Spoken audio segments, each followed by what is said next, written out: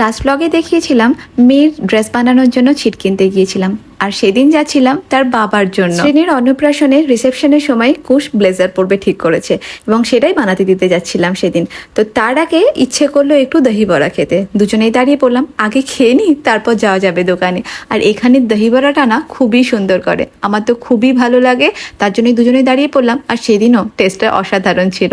তো ফটাফট খেয়ে নিলাম দুজনে, এবার যাওয়া যাক। প্রথমে না রেমন্ডসে গিয়েছিলাম, কিন্তু রেমন্ডসে সেরম ছিট পছন্দ হচ্ছিল না, বা যেগুলো পছন্দ হচ্ছিল প্রচণ্ড কস্টলি হচ্ছিল। তো আলটিমেটলি পাশের দোকান থেকে পছন্দ মতো এবং বাজেটের মধ্যেই একটা ছিট কিনে নিলাম, তারপরে চলে গেলাম রেমন্ডসে। কুশের যতগুলো ব্লেজার আছে সবই রেমন্ডসে বানানো, ওখানকার বানানো হলে কুশের একদম ফিট হয়। আর অন্নপ্রাশনের রিসেপশনে আমি যে শাড়িটা পরবো সেই শাড়িটা আমি 2 বছর আগে কিনে রেখেছি। বেবি হবে তারপর তার অন্নপ্রাশনে পরবো সেই প্ল্যান ছিল না। অ্যাকচুয়ালি দোকানে গিয়ে যদি কোনো শাড়ি আমার পছন্দ হয়ে যায় তাহলে আমি কিনে রেখে দিই, পরে কোনো অকেশন আসবে বা পুজো আসবে সেই টাইমে পরবো, সেই জন্যই।